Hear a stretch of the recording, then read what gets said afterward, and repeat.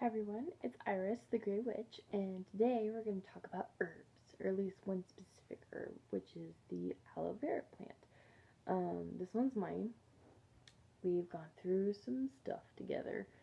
Um, when I first got it, it had a few more leaves than this, but I started out in the greenhouse, which was a bad idea because it got way too hot in there. And so some of its leaves kind of got purple and it got all squishy and everything, so I've been working on bringing it back. Since then, this leaf has grown out, and this leaf has been growing. This leaf right here used to be longer, and so I had to trim it down to where it was nice and green, and since then it's firmed up and thickened up and got really, really healthy. Like, you can kind of see, well, maybe you can see, but from here up, it's very thin and curled, and from here down it's very thick and squishy, and that's um, it started growing, um, or from here up is when it was out and kind of not doing so well, and then from here down describes the time that I have been working on it, basically. Anyway, so we're going to talk about everything to do with the aloe vera plant. I did a little bit of research and gathered up all of the things from all of my books and compiled them all together so I can tell you guys all I know about the aloe plant. It is associated with the feminine. It's ruled by the moon and is associated with the element of water. It's a multi-leafed plant. As you can see, it grows from within itself. Leaves kind of pop out in the middle, and then once it gets established, sometimes the roots will spread out and grow little baby ones all around it. Usually it's a light green like this or a darker green, and can sometimes be seen with these white spots on it. As you can tell, it's kind of like a cactus. You have the serrated edges on the side, which are not very hazardous. Like, obviously I can touch them without getting hurt, but they do offer a little bit of protection, I suppose. As far as taking care of them, you want to keep them in relatively sandy soil. I didn't have any, so all I had was, your regular old potting soil. But what I've done is I don't water it as much because the soil retains a lot of water. So what I've been doing is just spraying the top and spraying the leaves with water every day, and then like once a week giving it a really good drench. Any more than that and it'll probably kill it because it doesn't really need a whole lot of water. It can be in a windowsill, it could be on your front porch, on your back porch, mostly just anywhere that's warm and sunny. When it gets towards the winter time, you probably want to take it inside, but just leave it next to the window. A little bit of history about the aloe vera plant. It actually comes from Africa, and since then, over the years, it's gone from Africa to Europe to, like, the Romans and the Greeks used it. It's gone over to India. It's been everywhere, and it's so domesticated that there are no wild strands left. Every strand of aloe vera is domesticated. Medical uses. Externally, it's used for soothing burns, cuts, sunburns, bug bites. I think these are ones that everyone kind of knows about. It actually can help with cold sores and rashes. I didn't know about the cold sore one. It's a disinfectant and heals wounds faster than, I read in one of my books, it said that in a study it healed wounds 9 days faster than a placebo cream, or like, placebo neosporin. Antiviral, antifungal, improves skin and reduces acne, and has been known to reduce x-ray and radiation burns. Internal use, which is not really recommended. There are ways to use it internally, but definitely talk to your doctor. Can help with gum inflammation, mild to moderate gum disease, mouth sores, and like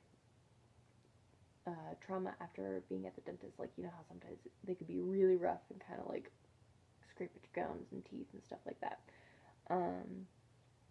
It also helps with arthritic pain, chafing, roughness of skin, and dry scalp. I read somewhere that you can actually, some people used to use it as shampoo with just the gel and some water and rubbing it through their hair and washing their hair that way. Some lore and myths about it. It is known to be a religious herb in Eastern countries associated with Muhammad.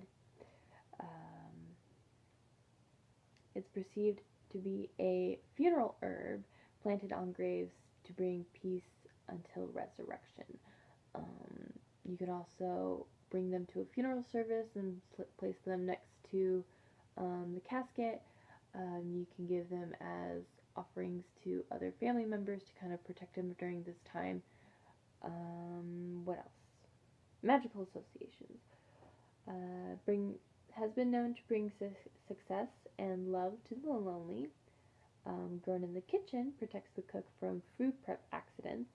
Grown by the front door protects against unwanted guests. If you've gone on a long trip and are coming home, they say that they, as in books that I've read, say that if you hang it up on the door, that it will protect you and heal you after your long travel, as you kind of like recuperate and stuff like that. So all in all, kind of a very I didn't write this one down, but I last minute thing that I saw or learned is that it helps with divination and prophetic dreams. So one of the ways that they recommend it, again, they being the resources that I read this from, recommend that like you take the gel and you rub a little bit on your third eye chakra during meditation or before sleep, or once you scrape out all the gel and you have the leaves left over, you can dry them or dehydrate them and burn them as incense, and that will help with divination and stuff like that. I believe that's everything except for how to actually use aloe vera.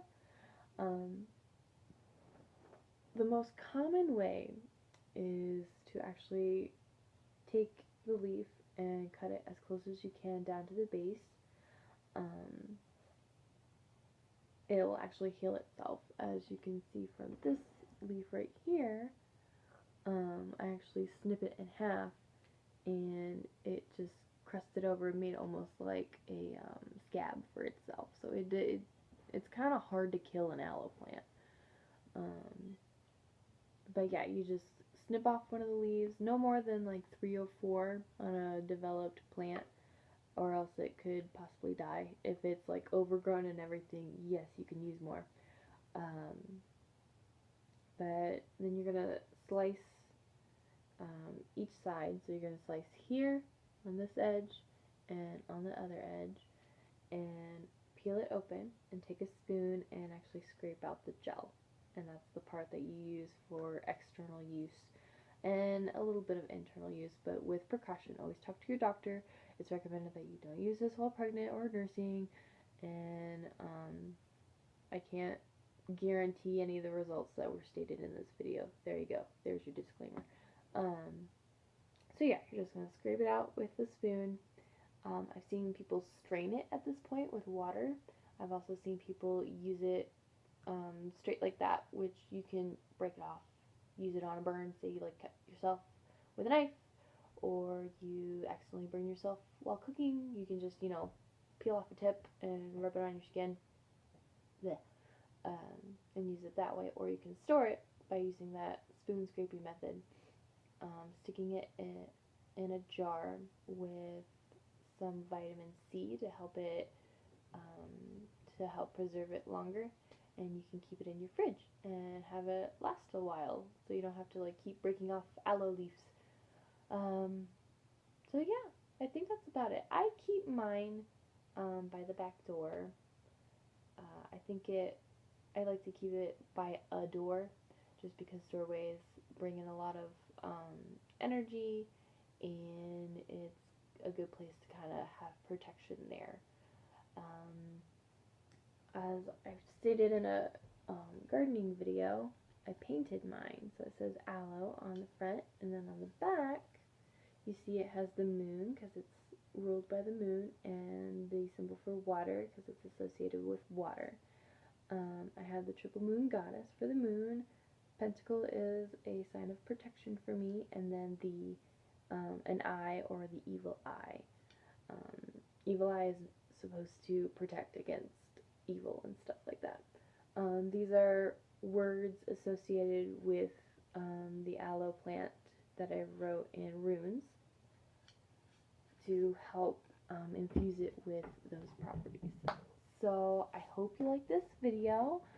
I will be, if you do, I will definitely be doing more. If you don't,